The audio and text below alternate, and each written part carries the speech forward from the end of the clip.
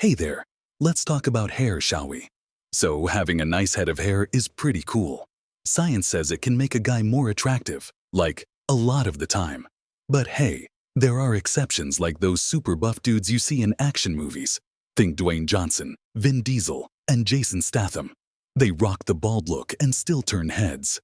But for most guys, having a full head of hair is like a magnet for positive attention. There was this study back in 2015 that found dudes with thicker hair tend to be seen as more successful and friendly. So, if you've got a good head of hair, you're not just looking sharp, you're giving off good vibes too. But as important as hair is to a man's attractiveness, these days more and more men are losing their hair and staring baldness right in the face. Countless guys are already losing their hair in their 20s, which is crazy, and there are various reasons. Stress, lifestyle, diet, not to mention genetics, that cause men to lose their hair. So in this video, we'll discuss how you can stop hair loss and maintain healthy, thick hair. Disclaimer: no one single product will save your hair, no matter what the advertisements say. Combining different practices, however, can improve your hair health.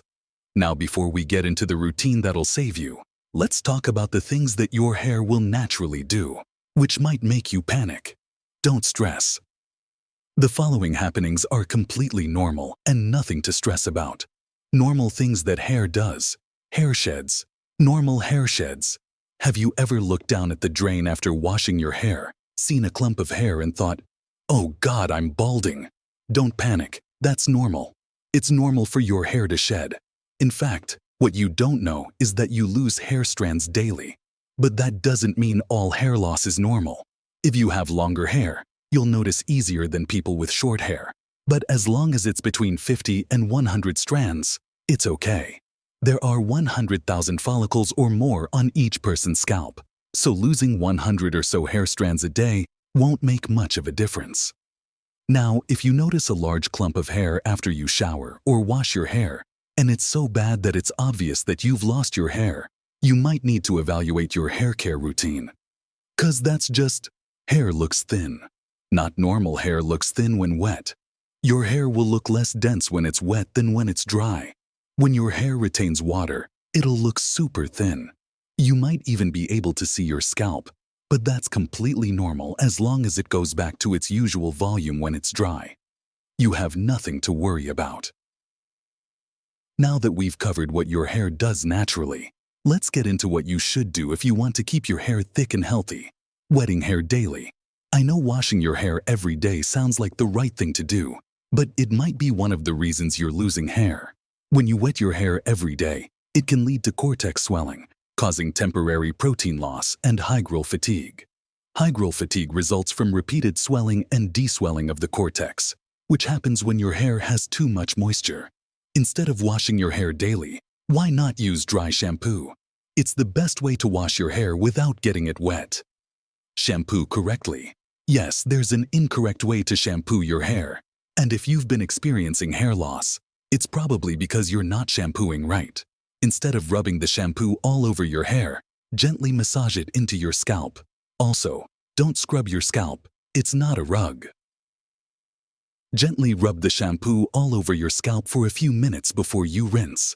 Too much heat. Whether you have straight or curly hair, applying too much heat on your hair can cause it to break. That means you probably have to reduce how frequently you use the blow dryer. Save it for when you're in a hurry.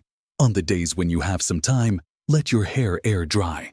And if you want to use a towel, don't rub your hair with the towel. Wrap your hair in the towel or a shirt to absorb the water. If you have to blow dry your hair, use a heat protectant. Combing hair when wet. Now, this works for some people, but for others, it's a big no. If you have straight hair, let your hair dry a bit before you gently comb it with a wide-tooth comb.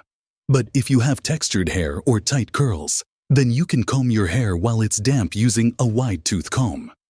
Do not comb your hair when it's completely wet. It's already in a delicate condition, so adding tension to it at that time can lead to your hair breaking. Products with long-lasting holds. Too much product is bad for your hair, but you see those products that are advertised as providing long-lasting holds. Those products are especially bad for your hair. So make sure you don't use them all the time. Instead, go for styles that don't require them. Now let's go over things that you should do if you want thick, healthy hair. Washing is not complicated at all. It's basically just washing your hair with conditioner and only conditioner. It's important to know that co-washing is about using your conditioner in place of your shampoo, which means you have to apply it on your scalp like you would your shampoo.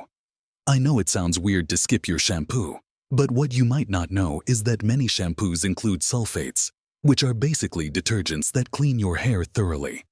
However, sulfates can also strip your hair of its natural oils and moisture, leaving it dry and more prone to breakage. However, when you co-wash, you provide your hair with deep hydration rather than just cleansing it, as conditioners typically contain ingredients which hydrate and moisturize rather than cleanse. Managing sleep. The way you treat your body will determine how your body treats you. Many functions in your body are connected. One affects the other. If you don't provide your body with enough sleep, it will definitely affect the other parts of your body, including your hair. If you've spent any time on this channel, then you know how important sleep is. So don't compromise on that 7 to 8 hours and watch your hair grow healthy. Stress. Stress is another thing that causes hair loss. When you're stressed, your hair can shed at a higher rate than normal. Of course, I'm not saying just don't be stressed. That's not possible. But you can identify what your stressors are and manage them effectively. Managing your hair after a workout. Working out in the morning is a no-brainer. You get the dopamine boost and your skin glows. But your hair becomes a sweaty, gross mess. Now, most guys wash their hair after they work out. The downside of this is if you exercise every day, that means you'll have to wash your hair every day. And if you've been paying attention, then you know that's a big no. Instead, use a conditioning mask on your hair before you work out or when you get back. Get rid of the sweat by using the cold function on your blow dryer. Being sensitive. Some parts of your hair, like your hairline, are more delicate than other parts of your hair. So be careful with those areas. Be gentle when you wash, brush, and blow dry those areas. Diet and supplements. Anyone who tells you that relying solely on a hair routine, no matter how good the hair routine is, can save you from hair loss is lying to you. Red light therapy devices. Red light therapy works wonders for your hair. It stimulates hair follicles and promotes hair growth. Full hair is essential to your attractiveness as a man, so it's not something to take lightly. The tips in this video will save you from a lifetime of baldness. Let me know in the comments which tip you're excited to try.